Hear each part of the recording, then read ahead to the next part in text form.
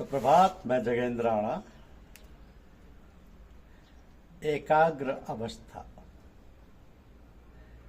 एकाग्र अवस्था, यह है हमारी आज की आध्यात्मिक चर्चा का विषय। प्रारंभ करते हैं।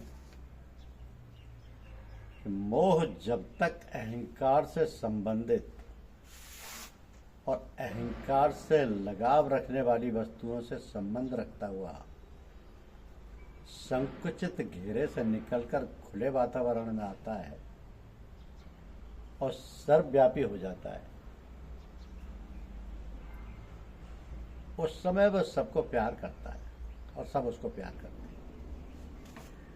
इस अवस्था में उसके मोह को किसी के मरने का दुख नहीं होता, क्योंकि मौत सीमित है। असीम को कभी मौत नहीं है।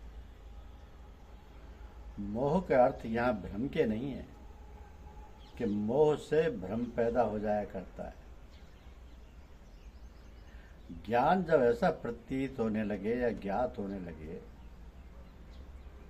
कि दुनिया और दुनिया की प्रत्येक वस्तु और दुनिया की गति और ठहराव सब परमात्मा के साथ और उसके आधार पर है, और परमात्मा के अतिरिक्त और कोई अन्य शक्ति अधिकार जमाने वाली नहीं है और ना ही कार्य कर सकती है। तो ऐसा ध्यान और इस ध्यान का स्थायित्व अवस्था के टिकाव व ठहराव के बंध जाने की स्थिति या दशा को ज्ञान कहते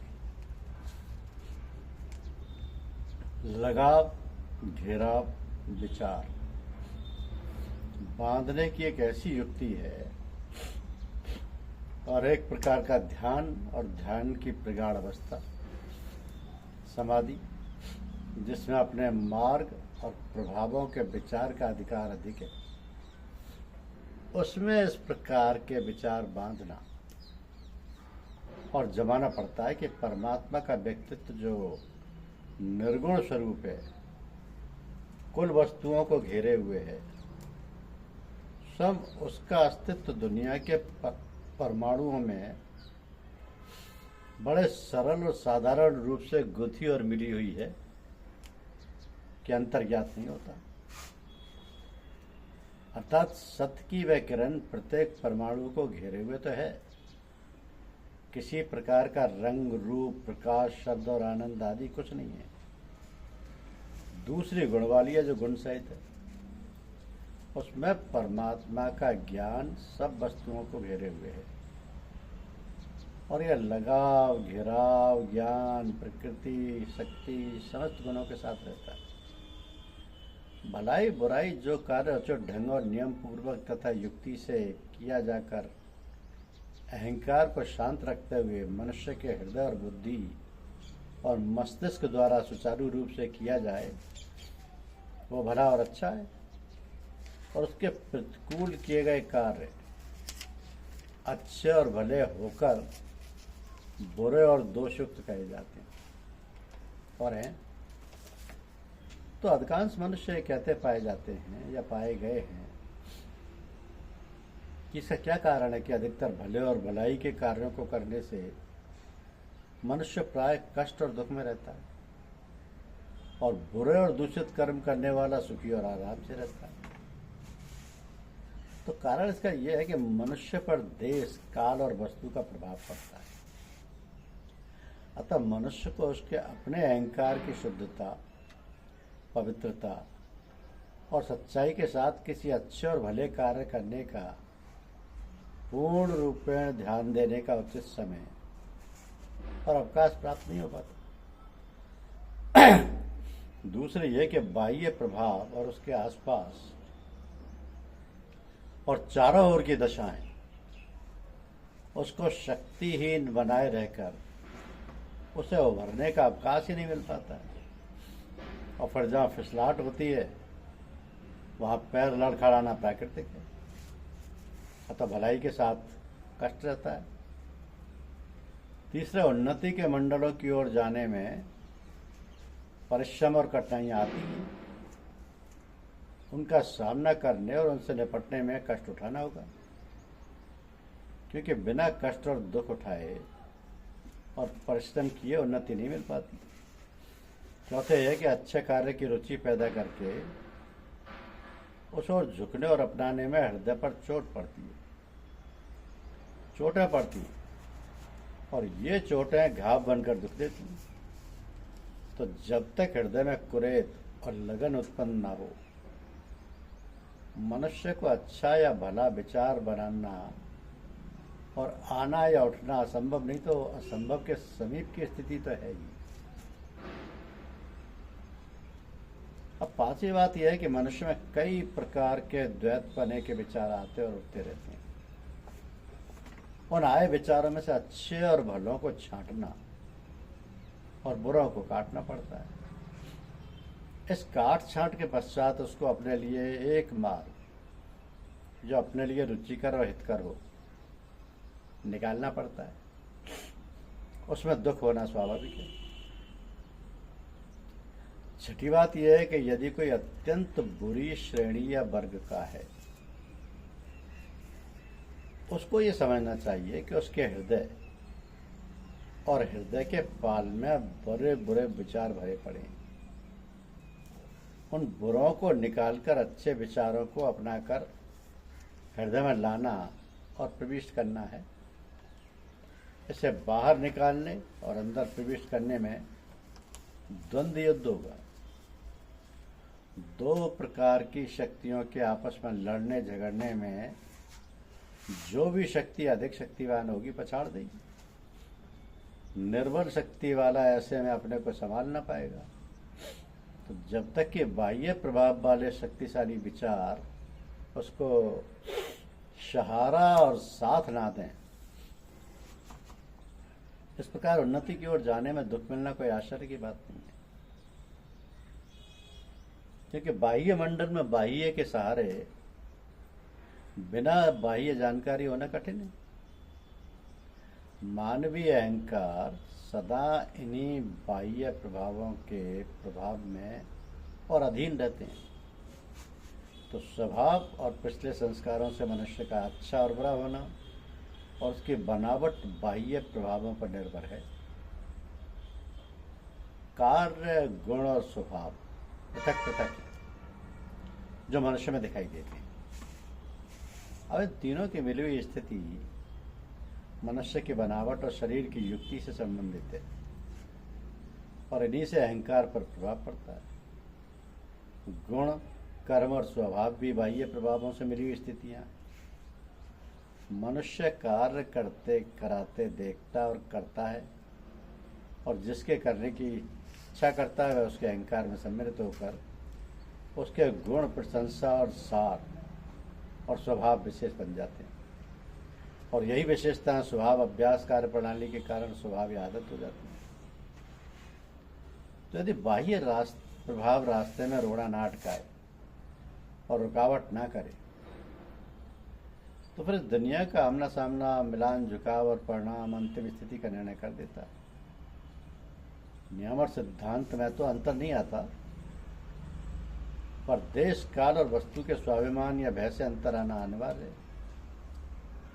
जैसे कि भलाई और नेकी करो, ये सिद्धांत ठीक और सच्चा है, किंतु भलाई और नेकी करते समय ध्यान रहे कि समय कैसा है और अवसर क्या है, वस्तु स्थिति क्या है। बिना समय और देखे और जाने मूर्खों की नेकी और भलाई प्राय बदी और बुराई की स्थिति अपनाकर हानि पहुंचाने वाली हो सकती है या हो जाती है। तो नेकी और अच्छाई के संबंध में लोगों के विचार बहुत संकीर्ण और सीमित हैं। दान करना अवश्य अच्छा और नेक है, किंतु अपने परिवार और संबंधियों की ओर से निश्चिंत और निष्प्रह नहीं होना चाहिए, अन्यथा यह बदी ही नहीं वरन कठोर और बुरी बदी है। तो मनुष्य विचारों का पुतला है। अंदर और बाहर जो कुछ दिखाई पड़ता है वो सब विचारों का ही परिणाम है। जिन जिन पंथों और धर्मावलंबियों के यहाँ जिस प्रकार के अभ्यास और साधनाएं प्रचलित हैं, उन्हें ऐसी आशा और प्रयोजन से किया जाता है और कराया जाता है कि उनके अपने अहंकार और अहम भाव को शुद्ध किया जाए और करें। तो अहंकार की धार नीचे को माया और प्रवृत्ति की ओर बह रही है और जन्म जन्मांतर से विश्वास जमा हुआ कि मैं प्रकृति हूँ और दुनिया ही मेरा सब कुछ है, जिसके कारण पूरी आयु दुखी दुख में रहकर व्यतीत होती है और वास्तविक शांति नहीं दिखाई देती और ना मिलती है। सभी परंपराओं, पंथों और संप्रदायों का यही एक सिद्धांत पाया और देखा गया है कि किसी न किसी युक्ति, प्रणाली या शैली और पद्धति से दुखों से निवृत्ति और छुटकारा मिलेगा। जिस प्रकार स्थूल शरीर को सुडौल और दृढ़ बनाने के लिए व्यायाम और श्वास को विधिवत खींचने, रोकने और उतारने या निकालने से प्राणायाम का अभ्यास होता है, उसी प्रकार मन और विचारों के रोगों को दूर करने के लिए विचारों के उतार चढ़ाव का व्यायाम। तो इस व्यायाम में इति मार्ग और नीति मार्ग दोनों एक साथ बरते जाते हैं। नीति मार्ग वैराग्य और इति मार्ग प्रेम का मार्ग। नीति में ये विचार बांधा जाता है कि ना मेरा ये शरीर है, ना दुनिया है, ना मैं, ना चित्त, बुद्धि और अहंकार है, यहाँ तक कि कुछ नहीं है। इति मार्ग में इस विचार को लाकर दृढ़ किया जाता है कि तू है और तू परमात्मा है। तो निगाह पांव की ओर निगाह रखना कि चलते फिरते शहर और जंगल या कहीं भी निगाह गुरु की पीठ पर रखें। धर्मशास्त्र ने जिन वस्तुओं को देखने के लिए आज्ञा नहीं दी है और यह कि प्रथम दृष्टि चूंकि बिना किसी इच्छा से किसी वस्तु और मनुष्य आदि पर पड़ने पर पाप युक्त नहीं होती, फिर से दोबारा देखने में इच्छा सहित होने से पाप मुक्त हो सकती है या हो जाती है। ऐसा भेद ये है कि पहली निगाह जो किसी पर पड़ती है उसमें किसी प्रकार की कोई इच्छा या चाहना नहीं होती है। निगाह पड़ने के बाद वह अपने संचालन कार्य मन को सूचित करती है। मन के निर्णय के द्वारा वह उसे प्रिय और अप्रिय होने पर प्रिय को देखने और अप्रिय को दोबारा ना देखकर फिर कभी ना देखने की आज्ञा देता है। तो इस दोबारा प्रिय को देखने में उसकी चाह और उसे मिलने तथा उसे प्राप्त करने आदि की इच्छा निगाह के साथ होती है, जिससे संस्कार बन जाता है। तत्पश्चात उसे बार बार देखने, चाहने और मिलने की संस्कार रूपी गांठ पड़ जाती है,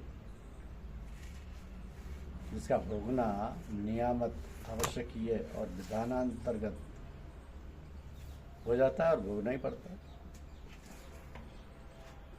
इसलिए नए अभ्यासियों के लिए यह आज्ञा है कि किस्सा, कहानी और अज्ञान्य शब्दों को सुनने से पहले अपने को बचाए रखें। पुराने और आगे की श्रेणी पर पहुंचे अभ्यासियों को चाहिए कि प्रत्येक रखने वाले अपने पांव पर यह सोच विचार करें कि अपने आप अहंकार और मैं पने को त्याग कर लक्ष्य तक पहुंचने के लिए जो भी पैर उठकर आगे रखता है। इस प्रकार बारी बारी से पैर उठाता हुआ प्रत्येक पैर उठाकर रखना गंतव्य स्थान तक पहुंचने का पड़ाव है। इस प्रकार सोचता समझता चलकर गंतव्य स्थान तक पहुंचते पहुंचते मैं पने और अहंकार आदि से रहित होकर शुद्ध और पवित्र हो जाएगा। संत वह है उसका विचार उसके कदम के साथ सर्वांग से उपस्थित अर्थात आमने सामने रहे। हृदय वहाँ शरीर, शरीर वहाँ जहाँ हृदय, कथन, प्रतिज्ञा वहाँ जहाँ कदम, कदम वहाँ जहाँ कथन, प्रतिज्ञा वहाँ जहाँ कदम, कदम वहाँ जहाँ कथन और याद, ये एकाग्र अवस्था है।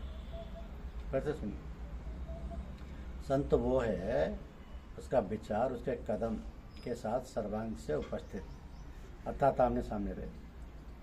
हृदय वहाँ शरीर, शरीर वहाँ जहाँ हृदय कथन, प्रतिज्ञा वहाँ जहाँ कदम, कदम वहाँ जहाँ कथन और याद, ये वो एकाग्र अवस्था है जिसमें अपनी और ईश्वर दोनों की याद शेष रहती है। तो संकल्प विकल्पों का निगाह रखना, जाप या ध्यान करते समय जब कोई विशेष विचार या लक्ष्य स्थिर किया जाता है, यह निगाह रखना पड़ता है कि उस लक्ष्य के अतिरिक्त कोई दूसरा विचार तो नहीं आया। महात्माओं का कथन है कि पंथाई और अभ्यासी को चाहिए कि 1 या 2 घड़ी या अधिक या जहाँ तक संभव हो सके अपने हृदय में ईश्वर के ध्यान के अतिरिक्त सब अन्य विचारों से अपने को बचाए रखें। इस कार्य को इस प्रकार करें मानो उसके विचार करने की शक्ति शक्तिहीन होकर निरर्थक हो गई। यद्यपि यह स्थिति और दशा भाव आधे घंटे ही क्यों ना हो, बड़ी बात है। धन्यवाद।